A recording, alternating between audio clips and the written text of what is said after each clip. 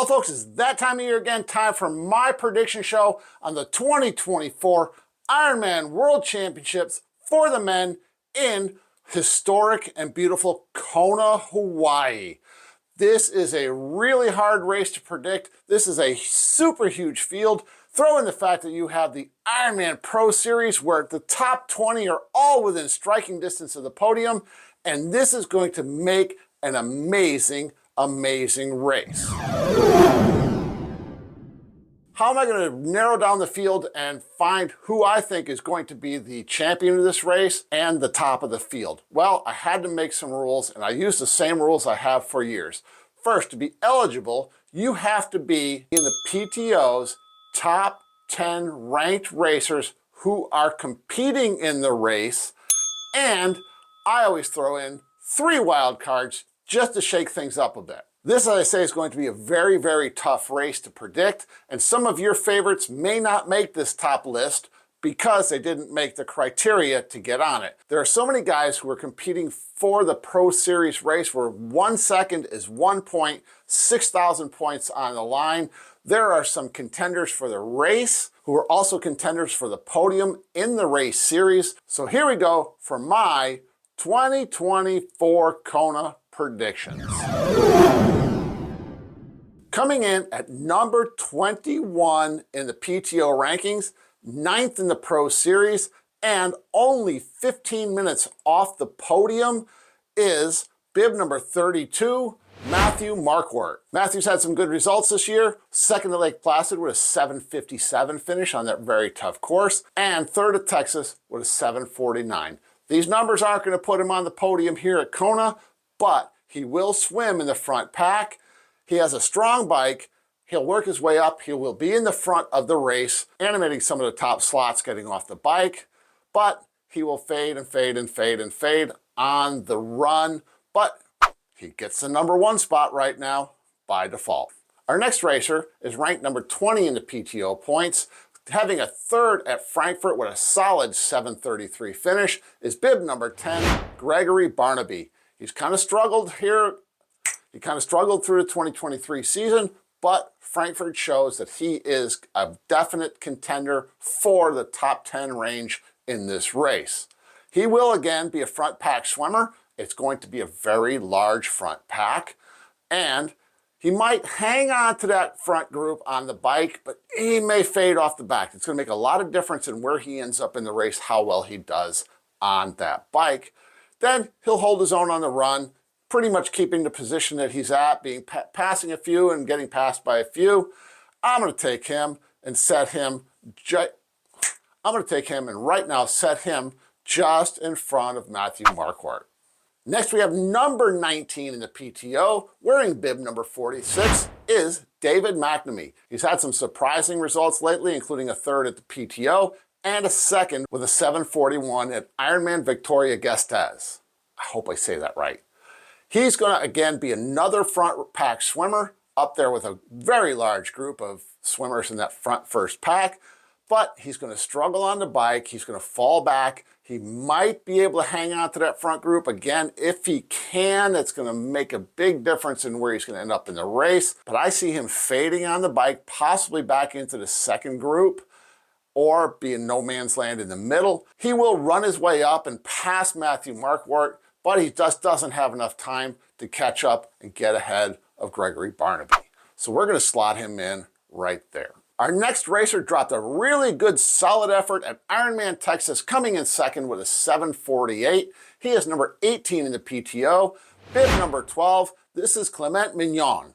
Yeah, he's not the best swimmer in the world. He will be a 2nd pack swimmer, but he's a very strong cyclist. He will bridge his way back from that 2nd group up to the front and put down a steady run to finish just ahead of Gregory Barnaby. Wearing number 17 and number 17 in the ranking for the PTO is Trevor Foley. He holds down the number 20 spot in the Ironman Pro Series with an outside shot at the podium. Definitely a shot at coming into the top 10 in the first ever Pro Series, which would be a nice little feather in his cap. But Trevor Foley is going to struggle on the swim. He probably will make up part of what is going to be the third group of swimmers. These guys are going to come out of the water pretty much out of contention for the race and have to rely on their bike run splits to get up and to get into a top 20 type position. He's going to come out of the water with two really strong cyclists in Cam Worth and Lionel Sanders. This trio is going to lay down the power and they're going to push their way back up toward that second group, if not through the second group, creating another second group and dropping that second group to the third.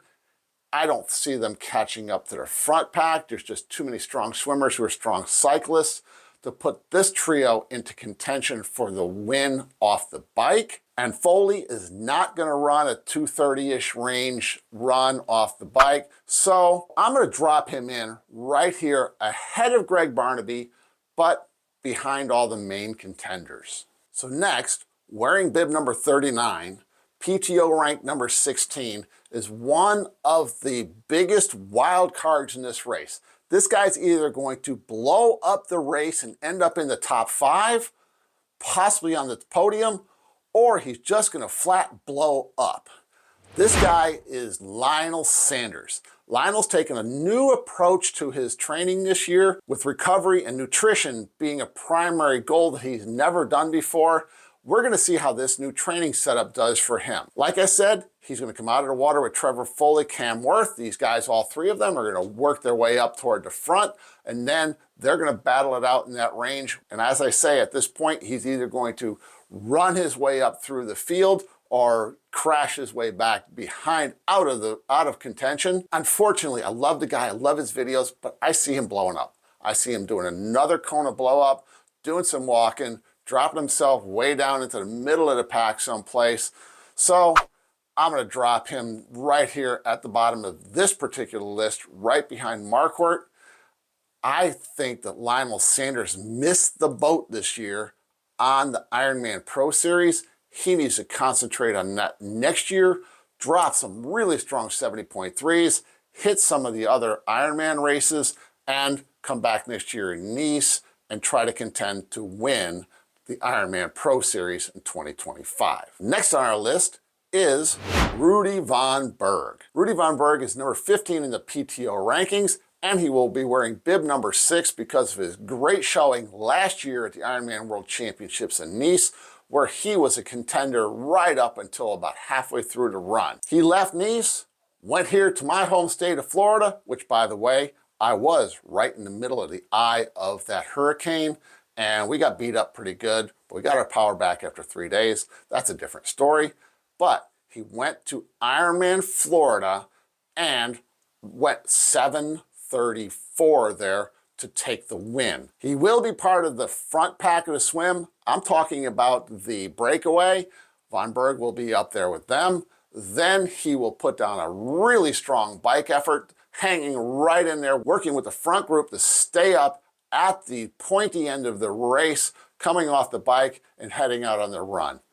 But again, he's another one who doesn't have that 2:30 in him.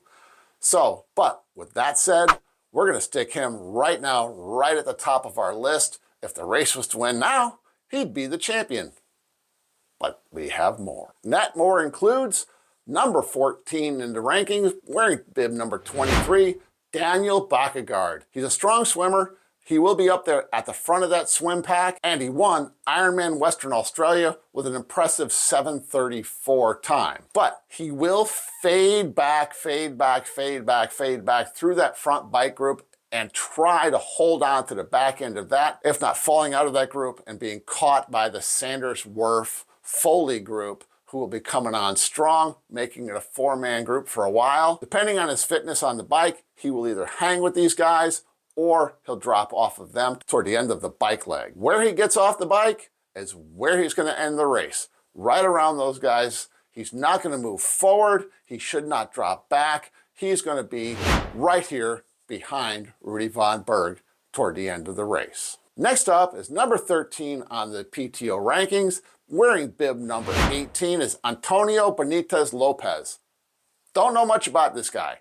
Haven't followed him at all, but he did win Victoria Gasteiz with a 7:36. He will be in the second pack in the swim, and he'll bike and run his way up to where he finishes right around the same area as Clement Mignon, just ahead of him.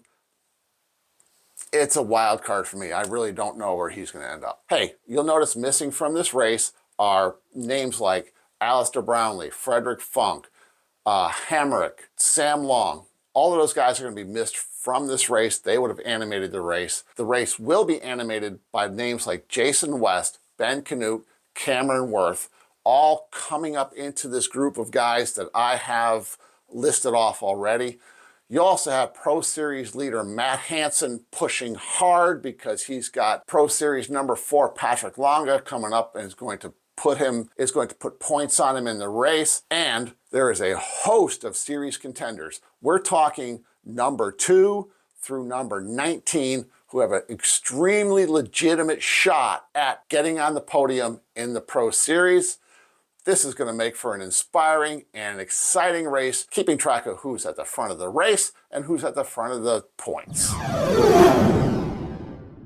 Let's jump up into the real serious contenders.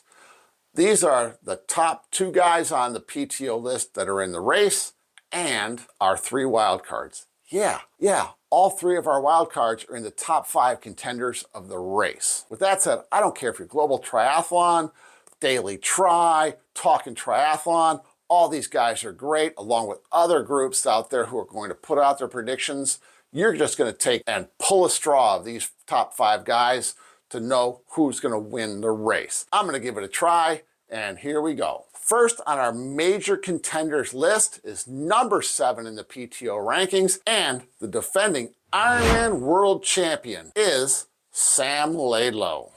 You know where he's going to be swimming. He's going to be swimming at the pointy end of the break. He's going to get out there and try to put down the best possible swim he can, because he knows he just can't match up with the run speed of some of these other contenders. He is going to go out there and he's going to crush the bike course, shooting for another bike course record here at Kona, and he will be very consistent and very strong on the run. But does he have some 230s in him?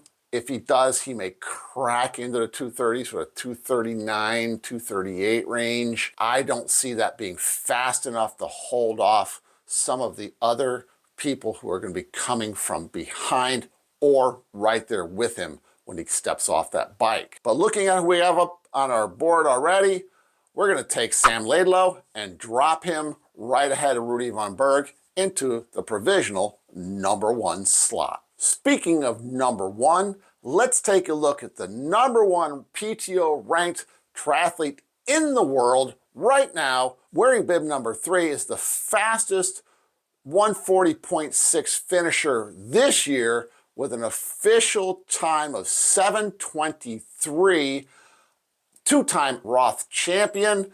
This is Magnus Dlev. If Magnus Dlev can make and hold himself in that front swim pack, this race might be over when he comes out of the water, because no one can bike with Magnus Dlev. Sam Laidlow, Christian Blumenfeld, these guys just are not going to have that type of power for this length of time that Dlev has if he is in his top form. Take that amazingly strong bike leg and add to that a 234-ish run from Roth, 234, 235, 236 run. If he makes that front swim group, guys, this guy has won the race. Now, that's the big question. Will he make that group?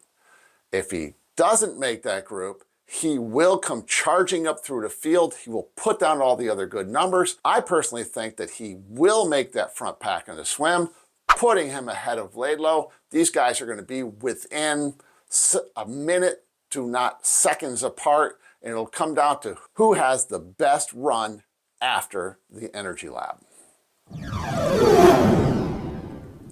So that finishes off our eligible racers by our rules. Remember, a lot of guys who will be in the top 20 don't make my list because they don't fit inside that by the top 10 PTO ranked racers that are in the race.